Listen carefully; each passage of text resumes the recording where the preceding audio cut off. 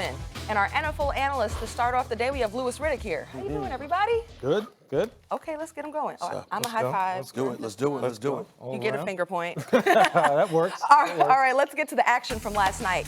The Browns handily beat the Steelers, but the win would be overshadowed by a fight that broke out in the closing seconds of the game in which 3 players were ejected. First, Steelers QB Mason Rudolph tried to pull off Browns lineman Myles Garrett's helmet, and in retaliation, Garrett ripped off Rudolph's helmet and then inexcusably swung the helmet and connected with Rudolph's unprotected head. Here's some reaction after the game.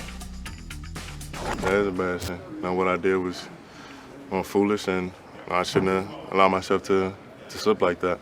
That's out of character, but a situation like that where it's an emotional game, like Larry said, and allow myself to fall into those emotions, with that last play and what happened. I hurt my whole team with what I did, and that could come back to bite us. And I don't know what kind of repercussions I face, but got to be better. I don't know what the rules are. I don't know, but I know it's Bush League. I know he's, total coward move on his part. I get. I mean, it's okay though. I'll take it. I'm not going to back down from any bully out there. So we'll see what happens. I don't know. Max, what's your reaction to what went down on the field? Well, obviously there needs to be a suspension because Mason Rudolph needs to be suspended at least a game. Let's start with that. He was the one who started the fight, tried to take Myles Garrett's helmet off. I mean, he got underneath, tried to twist it off. Then Garrett's like, oh, okay, that's what we're doing. Okay, I'm going to take your helmet off. Then as Myles Garrett's being restrained by 2 of Mason Rudolph's teammates, Mason Rudolph, without his helmet, charges Myles Garrett. So Myles Garrett, as he said, foolishly swung with his helmet. By the way, it's in the rules. You know what happens if you swing with your helmet? Article 17 uses helmet as a weapon. A player may not use a helmet that is no longer worn by anyone as a weapon to strike, swing, or throw at an opponent. So what's the penalty for that, right? It's already in the rules. Illegal use of helmet as a weapon, loss of 15 yards, and automatic disqualification. So 15 yards, and Myles Garrett should be disqualified from the game. And I would also say, when you look at swinging at a guy's head with, unprotected head with a helmet, a 2 to a 4 game penalty, I would understand. There has been a totally hysterical reaction to this. And I think part of it's because the culture of, let me just take this put it into absolute terms, right? In terms of the danger, which has been overstated, what just happened and everything. In baseball, guy throws at another guy 100 miles an hour in the head. You know what? He gets a warning from the ump. In hockey, you swing at a guy's head with a stick. You might get a 25-game suspension. It's possible. In other words, like a quarter of the season, a third of the season, the equivalent of 2, 4, 6 games, something like that in a football suspension. But people talking about Myles Garrett rest of the season, kick him out of the league, send him to jail. Calm down. In a fight, if one person escalates and the other person retaliates, even if the retaliation is considered disproportional, we don't just look at the disproportional retaliation. Mason Rudolph was at the end of a game in which he stunk, 4 interceptions. The other team's about to win. The defensive end's on top of him. He's clearly frustrated. He tries to pull the helmet off. He gets retaliated in kind. While the other guy's being restrained, he charges them, and he gets swung at. Myles Garrett's right. It's foolish. You shouldn't have swung with the helmet. Everyone calm down. Myles Garrett, 2. You want to argue 4 games? Fine. Mason Rudolph, at least a game. Done. Your position was asinine from the moment you said Mason Rudolph is the focus because he instigated it. That was asinine in and of itself. To sit up there and talk about on a day like today, this morning, that the first thought that comes to your mind is that the quarterback who is under the 260-pound defensive lineman that just slammed him to the ground because he tried to take off his helmet, I think that's utterly ridiculous. Now, let me get to Myles Garrett. I'm not saying Mason Rudolph doesn't deserve to be suspended because he does. What I'm saying to you is this. Myles Garrett is the focal point here. He deserves to be suspended for the rest of the season. He can't be seen again this season, and I predict he won't be.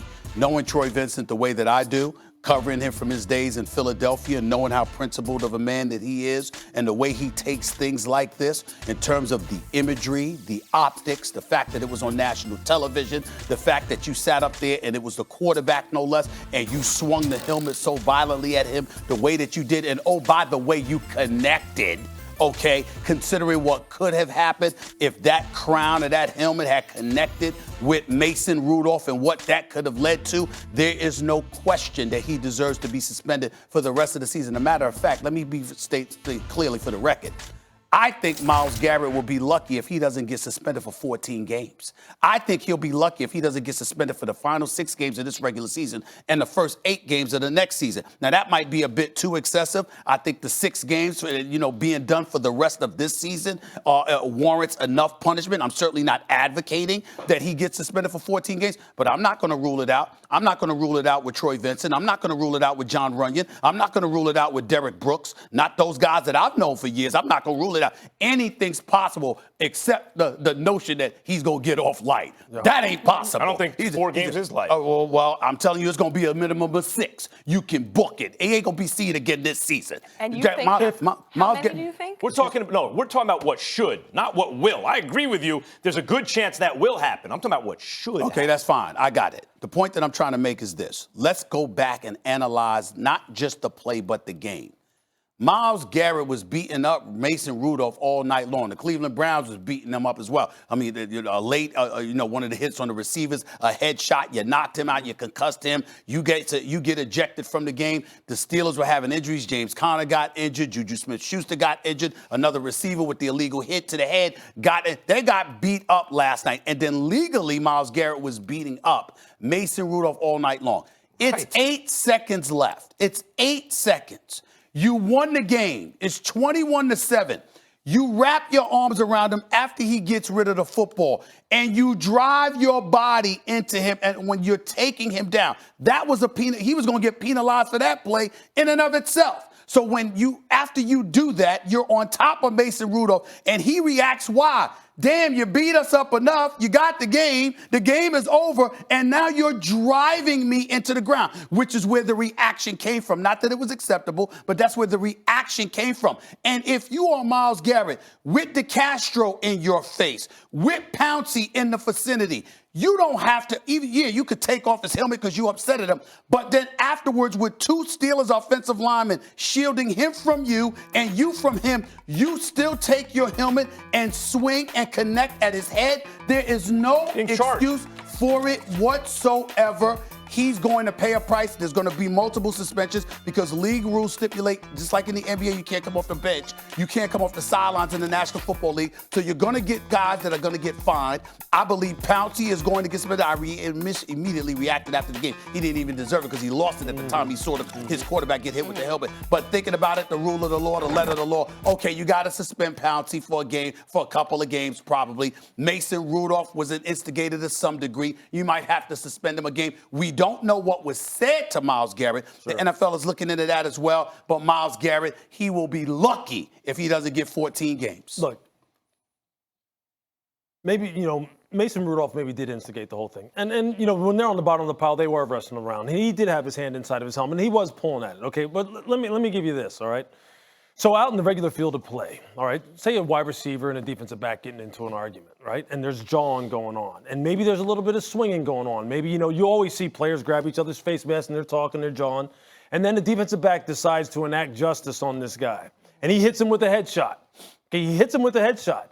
The NFL doesn't care what preceded that as far as you jawing beforehand. Maybe they give you a warning, say stop talking and all. But as soon as we're talking about trauma to the head and taking headshots on people, they start jumping into action here as far as trying to quell that stuff. This guy hit another man with a helmet on top of the head. Max, I played with some of the most vicious individuals and played against some of the most vicious people to play this game and revere those guys. I promise you, the guys who were in that fraternity will say, that is a whole different ball game you're talking about right here. I don't care what Mason Rudolph was doing underneath there. I don't care what he was doing. You guys were down on the pile. He was pulling at your helmet. I'm pulling at yours. All that. That happens in games. I get that. Look, I'm all for the brutality of the game. Hard hits. I've been one of those people who've spoken out and said, look, the game is much different now. It's much different than when I played it. Look, I have neck surgery to account for it. I played the game in a much different way than it's played now. But it has to be played differently now because the league is facing lawsuits. There's people right now who are after the league for their money because of the fact that they say, look, you didn't let us know the trauma that can happen because of the way we used to play the game. There is no way they can let a guy get away with striking another man's uncovered head with a weapon. Okay, now you're talking There's about, no way. You're talking about the optics for the league and everything. But no, that's not just optics. And Max, okay, it doesn't care. I don't care about other sports. The other sports aren't facing multi-billion-dollar lawsuits. So you're talking about the culture of the NFL. The reason so many former players and executives like you and others, who I've heard be very strong against Myles Garrett, is because it's so antithetical to the culture of the NFL, where it's a dangerous sport to begin with. You take care of each other in some way, even if you're on opposite sides. And Garrett has to pay at minimum a stupid tax, right? You don't swing, especially when a scrub is going at a star in any sport. Stars should back away, because if you both get, and you're in the same division, that's bad. Mason Rudolph's a bad player. Myles Garrett's a good player, so that's a stupid tax to begin with. On top of that, with all the talk about head trauma, you swing the helmet as a weapon, which no one's ever seen before like that. I get it. Mason Rudolph also pays a stupid tax. This didn't happen in a vacuum. He entered the helmet, not just twisting, he was trying to yank it off. He brought that into the equation. Myles Garrett was just more successful at it. Then it could have been over. But Mason Rudolph, without a helmet, charged at Myles Garrett, who was being restrained. Max, he approached. What's he going to do? He charged that. He ran towards him. That happens all the time. What was he going to do? That's not Myles Garrett's concern. Did he swing it? It should be. If you see someone charging at you and you're in a fight and their boys are holding you back, you might swing. You have a choice. Okay, you're right. I'm Myles Garrett. I'm 6'5", 285. And here comes Mason Rudolph jawing at me about the fact that I just ripped his helmet off, and I have his helmet in my hand. Okay? I think he's jawing. It looked to me like he was trying to attack. Oh, come on, man. It looked to me like he was trying to attack Mason Rudolph him. ain't going to do you-know-what to Myles Garrett. Well, you think because Myles Garrett wins the fight, that means he can't defend himself? Yeah, okay, so I'll tell you what then. The next time somebody charges at me, I can just pick up whatever's near me and just clock you over the head. If someone charges at you, correct. So let me get this straight. So Max Kellerman has a weapon in his hands. Mm-hmm. Max Kellerman is 250 pounds. Let's get the little kid over there that's about 6, 7 years old that comes at Max Kellerman, because that's what the hell Mason Rudolph was. That's a mischaracterization. It's not a mischaracterization. That's how ridiculous you sound. You sound like Mason Rudolph's a little kid. A big grown man. He's a big guy. Compared to Myles Garrett, he's not. Compared to Myles Garrett, he's not. So because he's smaller than Myles Garrett, he gets to attack with impunity? You ain't the only one that gets to talk here. The fact of the matter is, you sat up there, he's a quarterback. He's got 2 offensive linemen in Myles Garrett face to protect him. Yes, he's coming at Myles Garrett, but he's shielded away from him by 2 offensive linemen at the moment trying to calm things down. And Myles Garrett takes his helmet and takes Mason Rudolph's helmet and swings it and connects to his head, which is think of how ridiculous what you're saying is. Think of how ridiculous. Could he have connected if Mason Rudolph wasn't charging at him? If Mason Rudolph was over there, he'd hit the air. Hold on, here, look, let's just do this. All right. Look at the video. Look at the video. Look at what Mason's doing. Mason didn't come at him like cocked, ready to swing on him. He came at him, jawing at him, Max. I mean, that's the reality of it. The reality is, I promise you this. If you asked Myles Garrett, I just saw him put his right hand on him. Oh, come on. What's that? What's that? Do you think Myles Garrett was worried about what he was going to... Wait, that is not for you to judge. Okay, so wait. Mason Rudolph charged him and put his hand on his arm. Okay, if I was listening to Max Kellerman right now, if I was Troy Vincent and I was John Runyon, I'd add a couple of more games on the damn suspension to Garrett just because of the idiocy of coming out of your mouth. That's ridiculous. The man is 260 and really with a helmet. What do you think Mason Rudolph weighs? He has his helmet on. I think we're moving away from the action by focusing on intention and focusing on size. If we just look at the action alone, and I point this to Max, it's nice that you're able to sit here today and say it should only be fewer suspensions, but that same exact action, what if it was a different optics or result? What if he cracked his skull open or knocked him out right on national TV live? Would you still say that same Well, for the same reason, no one seems to be upset at Mason Rudolph. You're right. It's human nature for me to say, oh, look at the consequence. It wasn't that big a deal, right? And so the consequence is so large that now I change my position, which is what's happening to everyone about Mason Rudolph. If you took away Myles Garrett's reaction, then you'd say, whoa, Mason Rudolph was trying to take his helmet off. Mason Rudolph charged at him. No one wants to talk about that because Myles Garrett's reaction people fear was disproportional. Article 17, I will refer back to it again. there's already that in the rules in the event that something like that happens, 15 yards and a disqualification. It's already in the rules. Hold on, Ross. I got a question. What about the notion, I'll take away size?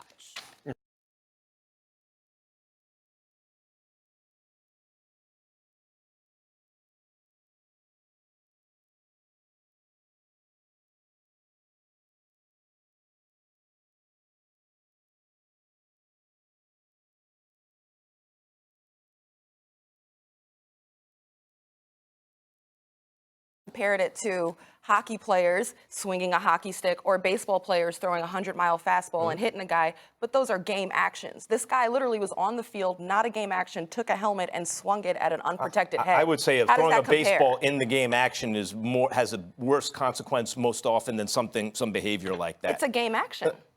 Okay, I could think about non-game actions in other sports probably where a guy's not going to get suspended for the rest of his career or for a year. But I want to get back to you with the one guy has a helmet on, one guy doesn't. Sure. The reason that Myles Garrett had a helmet on and Mason Rudolph didn't is because in the action that Mason Rudolph initiated, Myles Garrett was more successful. At that point, one guy has a helmet on, one guy doesn't, because the guy who started it wasn't as good at taking the helmet off as the guy who finished it. But at that point, it could still be finished. Mason Rudolph does not have to, whatever you think his intention was, well, what was he going to do?